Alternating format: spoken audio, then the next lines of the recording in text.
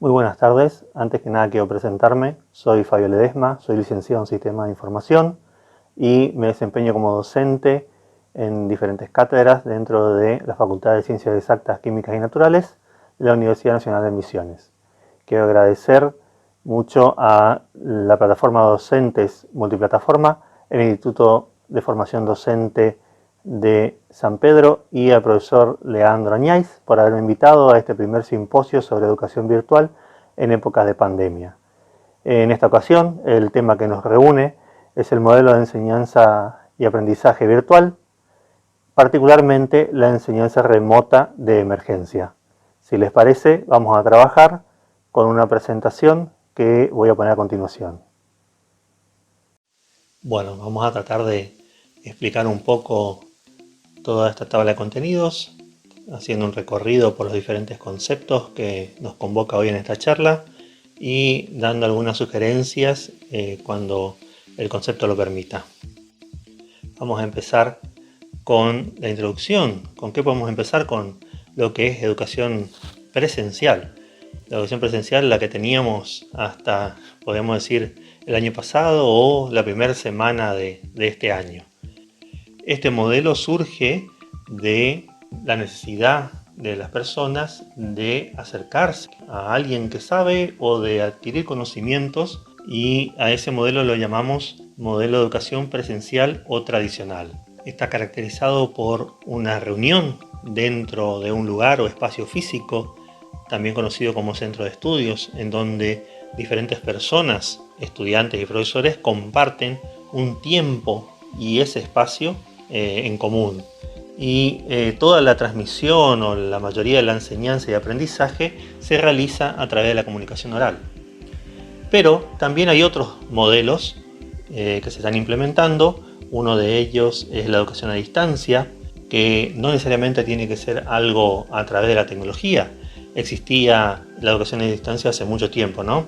Por ahí los que tienen una edad similar a la mía se recordarán aquellas revistas que se compraban en donde venían diferentes propagandas con ofertas educativas por correspondencia. Y por último, el modelo de enseñanza-aprendizaje virtual, el cual se caracteriza por la no presencialidad. Estos tres modelos, si bien no son los únicos, son los que normalmente convivían, por lo menos hasta antes de esta situación de emergencia, dentro del ámbito formal o el ámbito informal. El primer modelo es el MAP, o modelo de aprendizaje virtual. Aquí el protagonista es el estudiante, quien marca su propio ritmo de aprendizaje. Él es el protagonista y el profesor pasa a ser simplemente un guía o un orientador sobre el método de aprendizaje apropiado o seleccionado por el alumno. Hay diferentes interacciones. El alumno interactúa con los contenidos virtuales, con trabajos prácticos, con ejercicios, con referencias, con enlaces a páginas web. Todo esto con el objetivo de que elija, analice, organice, categorice o articule según su contexto social. También se dice que es un modelo adaptativo porque se ajusta a la creatividad o a la capacidad de indagación o participación y el manejo de recursos digitales que tiene el alumno. Acá se basa en aprender haciendo. Tiene un enfoque socioconstructivista. Lo que intentamos hacer es que el alumno lea o escuche audios o mire videos, con eso escriba, construya y logre publicar ese contenido en algún lado. Obviamente mejor si es hacia afuera, si es compartiendo ese conocimiento que está creando, ¿no? Si bien el MAP también es no presencial, hay que hacer una diferencia con la educación a distancia. Como dijimos en un primer momento, esta educación a distancia no necesariamente tiene que ser mediada por tecnología. Sí se caracteriza por la no presencialidad, pero la información se puede distribuir por diferentes métodos, tanto físicos como digitales. En la tabla podemos ver las principales diferencias entre la educación virtual y la educación a distancia. Para la primera, la educación virtual, los materiales de estudio se presentan exclusivamente a través de los medios digitales, mientras que en la segunda pueden llegar a ser a través de medios impresos o medios electrónicos como el email. Otra cosa que caracteriza a la educación virtual es la utilización de alguna plataforma y el trabajo colaborativo entre estudiantes. En la educación a distancia no necesariamente se utiliza una plataforma porque el estudiante trabaja con materiales impresos y también trabaja de forma independiente, tomando decisiones en torno a su propio proceso de aprendizaje. Puede ser flexible o no. La educación a distancia, cuando es mediada por las tecnologías, toma otras formas. Las más conocidas son el e-learning. Mezcla lo sincrónico con lo asincrónico. Normalmente el e-learning lo conocemos como cursos en línea. Los estudiantes obtienen un vínculo o un enlace a un plan de estudios y demás contenidos que están en una plataforma virtual. Pero las actividades se hacen de forma autodidacta. Si hay dudas, la comunicación se hace a través de correo electrónico o portafolios en línea. El blended learning es una combinación no solo del aprendizaje virtual, como el e-learning, sino que también hace uso del aprendizaje presencial. Conocemos muchas veces como educación abierta. Los alumnos tienen determinadas asignaturas en donde ellos empiezan sus estudios cumpliendo con tiempos y políticas dentro de la institución, pero el aprendizaje en sí es de autoformación. Van teniendo el acompañamiento del docente en todo momento y, como dije, puede haber encuentros que sean presenciales y otros encuentros que sean virtuales. Otro formato que se está utilizando mucho en estos momentos es el m-learning o mobile learning. Se caracteriza por lo que estamos haciendo en este momento, un simposio o un webinar, que son charlas o conferencias en línea. Aquí ya no hay horarios, ya que normalmente las charlas son grabadas y la persona que le interesa escuchar acerca de un tema determinado simplemente las busca en línea y las escucha cuando tiene tiempo. También nos encontramos con el U-Learning o el aprendizaje ubicuo. Este tipo de aprendizaje supone aprender en cualquier momento, en cualquier lugar, utilizando toda la tecnología que está a nuestro alcance. Y otro modelo no tan conocido es el microlearning. El microlearning tiene una forma de expresar su contenido a través de algo que se llaman pequeñas píldoras. Fomenta el aprendizaje a través de pequeñas explicaciones muy puntuales. Hay determinados institutos que están aplicando este tipo de aprendizaje utilizando, por ejemplo, las historias de WhatsApp. Como saben, WhatsApp permite hacer videos de 30 segundos, entonces yo tendría que adaptar mi explicación a esa fracción de tiempo. Y ahora vamos a hablar de la enseñanza remota de emergencia. Y para entender qué es, vamos a trabajar con un ejemplo que escuché hace un par de días. Supongamos que estamos en un auto manejando una ruta desierta un domingo a la tarde y de un momento a otro el auto falla, se apaga y debido al día, la hora y el lugar necesito salir urgentemente de ahí.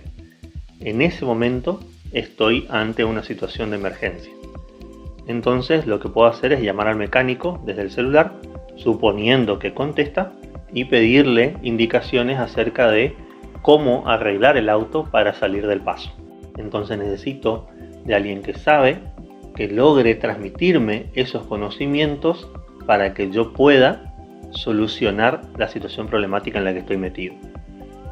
Entonces, si lo trasladamos esto a la educación, en este periodo de aislamiento estamos haciendo un esfuerzo para suplir el proceso de enseñanza-aprendizaje durante todo lo que dure la pandemia. Y con este mensaje claro podemos hacer unas pequeñas diferencias. En la presencialidad, el docente puede caminar mientras da su clase. Este simple hecho de caminar hace que el estudiante tenga que seguirlo, girando la cabeza, el cuerpo, y mantiene la concentración en lo que hace su profesor. En cambio, en la educación remota, este movimiento no existe. Estamos simplemente, en la mayoría de los casos, pegados a una pantalla. Entonces, si yo pretendo dar mi clase normal de 2 horas haciendo esto, es más que seguro que a los 15 minutos mis alumnos ya estén dormidos. Porque al estar fijos, no estamos ganando la atención, sino que, al contrario, la perdemos. ¿Qué podemos hacer entonces para que esto no suceda? Lo que tenemos que tener en cuenta es no extendernos en una gran explicación, no pretender que nuestra clase sea igual que la presencial. Solo tenemos que comentar el contexto del tema, para qué sirve, haciendo hincapié en esos conceptos básicos y claves o autores que le pueden llegar a servir al alumno para hacer las consignas. Inmediatamente después tenemos que darle las actividades. Esas actividades tienen que ser para que el alumno pueda realizarlas de manera independiente. Acá lo que interesa es el tiempo. Nosotros vamos a tener un espacio en donde el alumno va a compartir el tiempo con nosotros. Puede ser síncrono o asíncrono, de acuerdo a la metodología que se elija para transmitirle el contenido, y otro tiempo en donde él va a hacer las actividades de forma autónoma. Acá hay un nuevo reto. El tiempo que él va a ocupar para hacer las actividades no va a ser un tiempo en solitario tampoco, va a estar compartido con los integrantes de su casa. Entonces, nosotros a la hora de planificar una clase tenemos que tener en cuenta de que esas horas de actividades autónomas del alumno también la va a compartir con los otros integrantes de su familia y que no debe entorpecer tanto sus actividades ni la de los demás. Y ahora vamos a ver unos consejos de cómo pasar la presencialidad a la virtualidad. Esta virtualidad no tiene por qué ser aburrida. Tenemos que confeccionar de forma que atrapemos al alumno, que le interese lo que estamos compartiendo. No debe ser solo compartir mapas conceptuales o cualquier tipo de diagramas. Tenemos que pensar que hay un sinfín de herramientas disponibles y que tenemos que sacar el mayor provecho de estas para poder implementar en nuestras clases. La metodología que les voy a mostrar se llama ADDIE y consta de 5 o 6 fases de acuerdo a si lo tomamos a la fase 0 dentro de la metodología o no. Esta fase 0 nos habla de entender la realidad.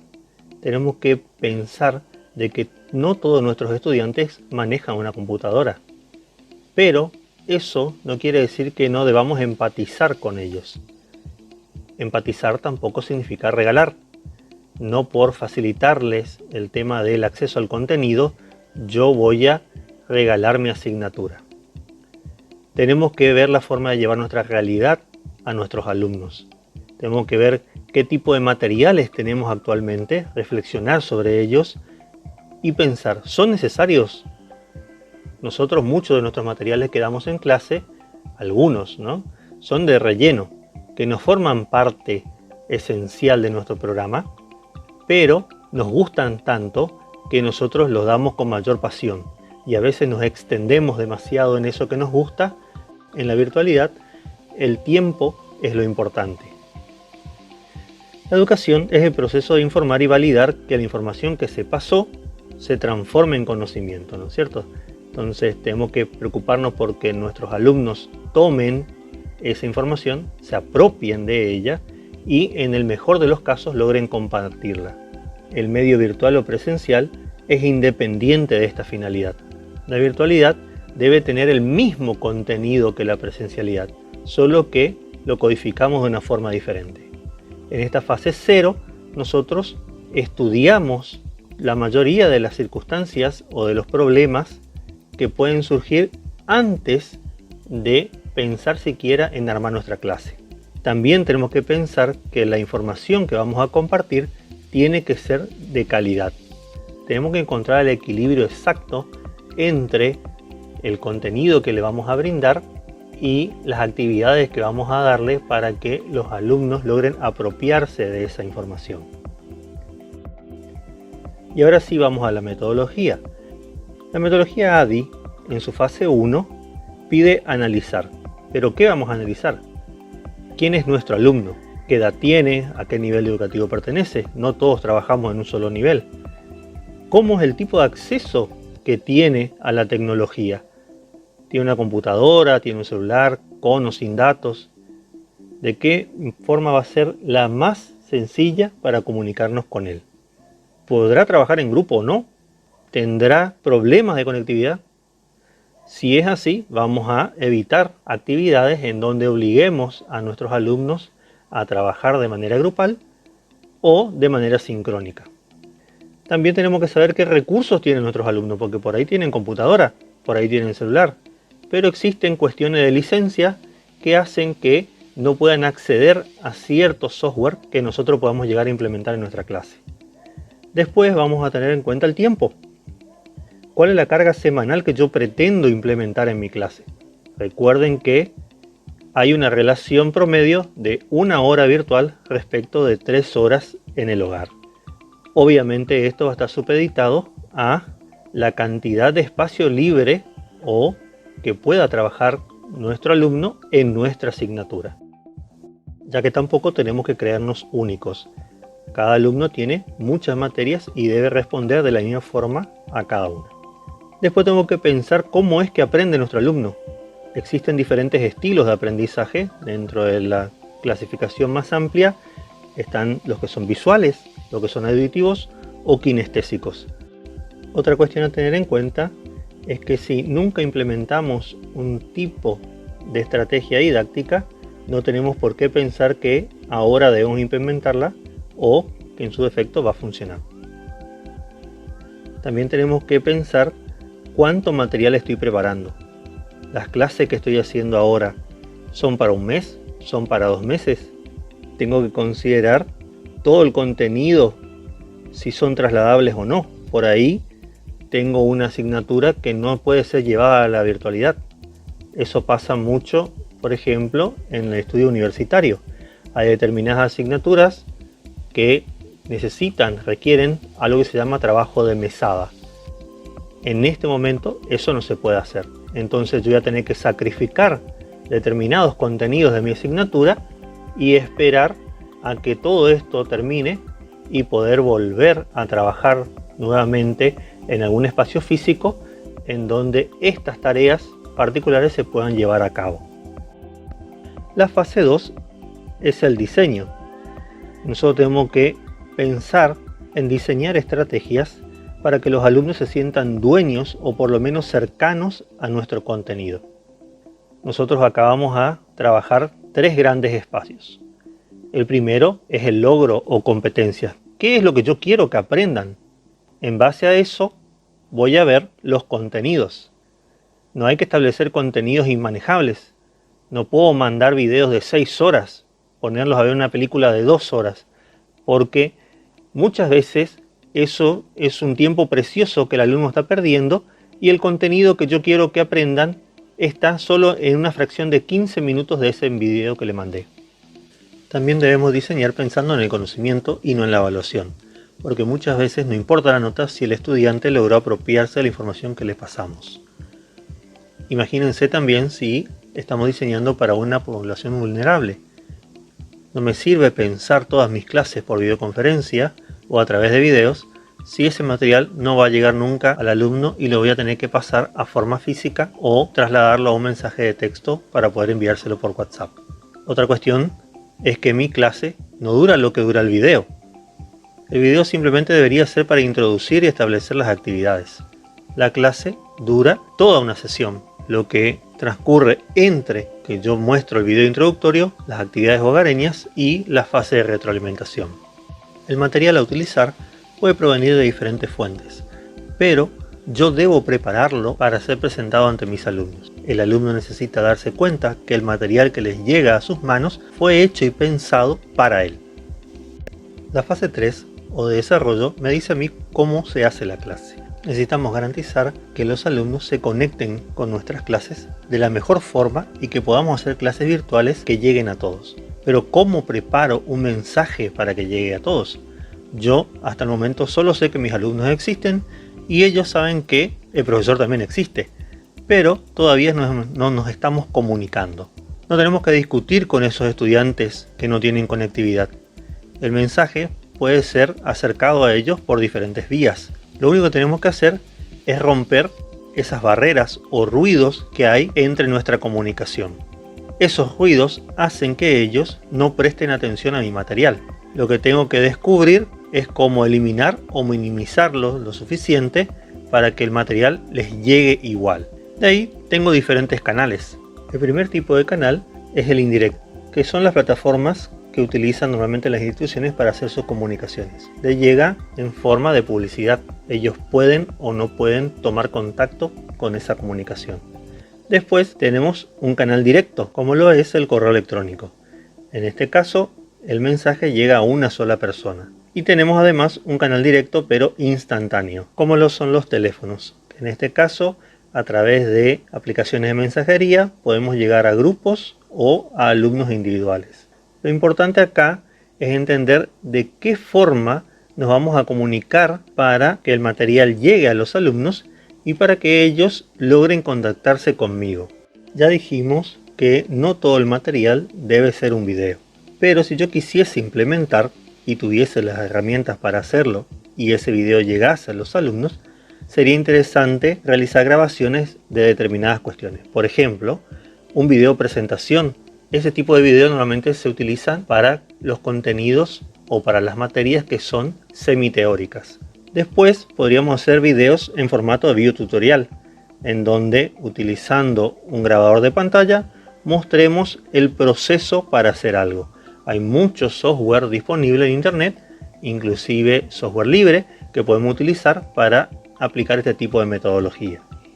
Después podemos hacer una presentación con diapositivas con voz en off, como lo estoy haciendo yo en este momento. ¿Qué tengo que tener en cuenta? De que la voz en off sea mi voz. En YouTube encontramos un montón de videos de presentaciones con diapositivas en donde utilizan un software que habla por la persona que explica.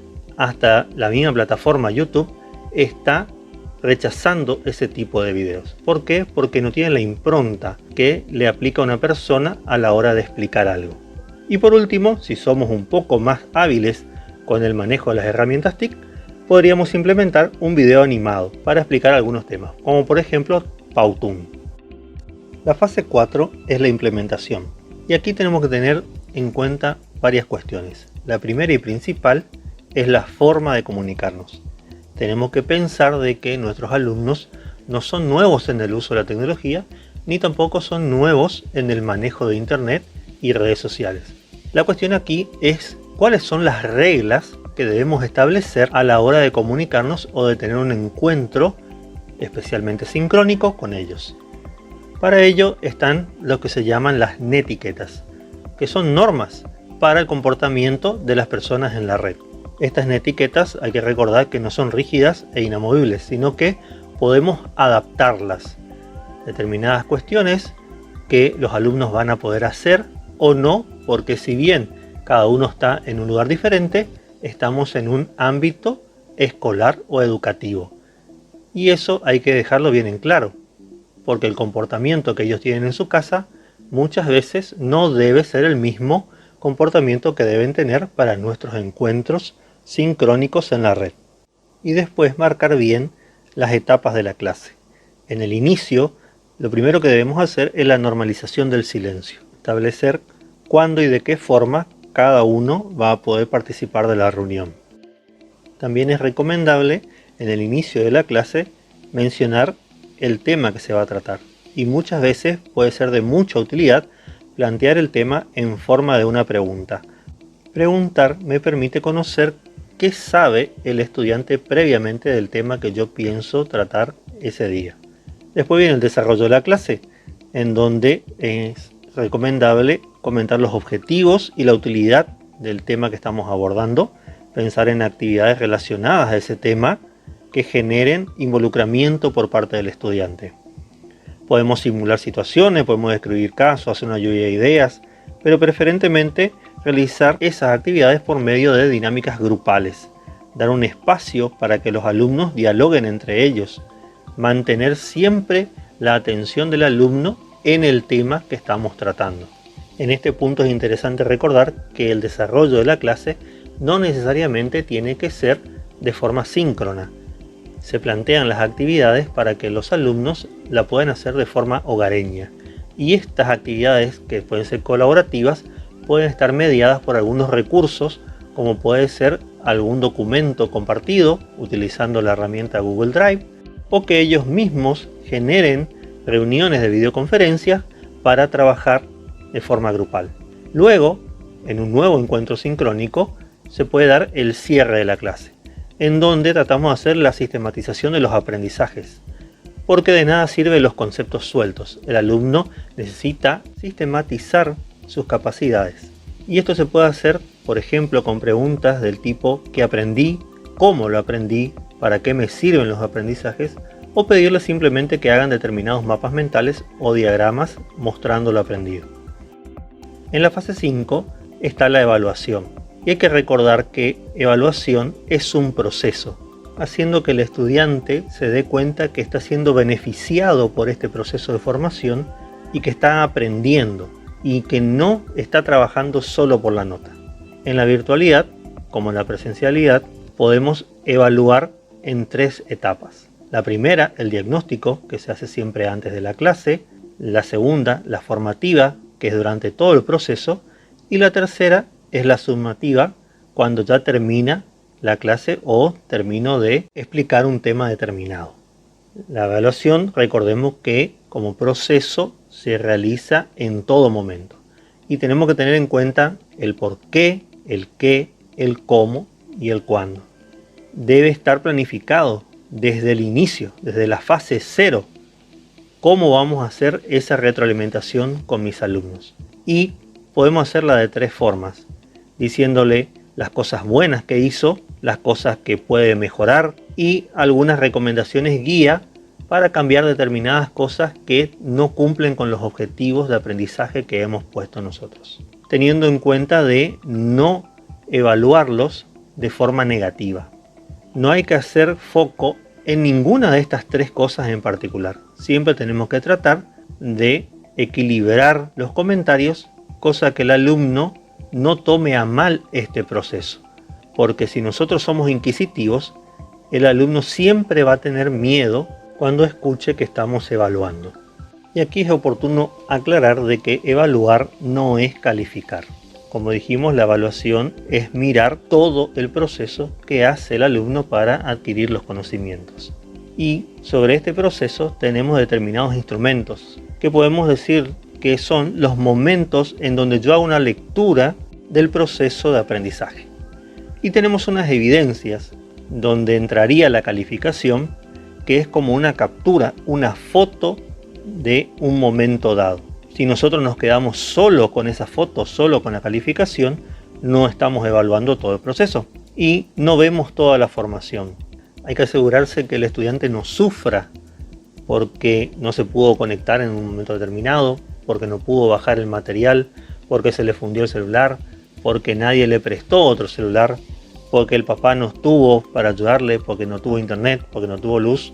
Todos son factores que pueden impedir que mi estudiante esté en el momento en que yo estoy haciendo la captura y que yo no tenga evidencia del proceso de formación de ese alumno, pero no significa de que él no esté aprendiendo. Simplemente significa que yo no lo pude medir en ese momento establecido. Y podrían decir todo muy lindo, pero ¿cómo hago para evaluar? La evaluación en estas circunstancias es un tema bastante complejo. Particularmente puedo comentarles cómo hago yo para evaluar. Determinados contenidos que son dados en mis materias, les pido como actividad a mis alumnos que hagan ellos videos tutoriales explicando el tema. Entonces, más allá de que la información la puedan encontrar en internet, o inclusive muchas veces yo mismo le proporciono la guía completa, el que ellos hagan un video tutorial implica que estudien el material, lo entiendan de cierta manera para poder explicarlo frente a la cámara. Entonces yo puedo hacer una lectura de cómo va el proceso de aprendizaje de acuerdo a cómo explica el alumno determinados conceptos. De más está decir que esto puede no servirlo a todos. Es una de las formas que estoy aplicando yo en este momento. Y antes de terminar con la charla, podemos pensar qué será de nuestro futuro. Como puse aquí, el virus llegó para quedarse. Hasta que no exista una cura definitiva, llámese vacuna, inmunidad de rebaño o como quieran llamarla, habrá meses en donde tendremos picos y otros meses donde posiblemente tendremos llanuras. Más allá de todas las medidas sanitarias y los protocolos que vamos a llegar a implementar, si tenemos eso en mente, tenemos que enfocarnos en la metodología que se pueda adaptar a ambos tipos de situaciones y preparar nuestro material acorde a ello. También tenemos que pensar en capacitarnos para aprender aquellas cosas que aún no sabemos y que podrían sernos útiles en ese momento. El Estado, por su parte, debería de mejorar las plataformas para adaptarse a los diferentes contextos y contemplar aquellos sectores vulnerables. Todo esto sin miedo, porque ya vamos a estar preparados. Ya vamos a dejar de hacer enseñanza remota de emergencia para hacer educación a distancia. De todos los modelos que hablamos hoy, el que mejor se ajusta a esta situación es el que denominamos Blended Learning o aprendizaje combinado, que hace uso de la modalidad presencial y la modalidad virtual, teniendo siempre presente que el profesor ya no dicta clase, sino que orienta, y que la tecnología no es la que educa, sino que es una herramienta para la educación. Y es así como concluimos con el tema. Espero que hayan disfrutado tanto como yo. Vuelvo a agradecer a Docente Multiplataforma, al IFD de San Pedro y al profesor Leandro Añáiz por darme esta oportunidad de compartir con ustedes. Y le comparto mi correo electrónico por si quieren seguir charlando sobre el tema o realizar alguna consulta. Muchas gracias.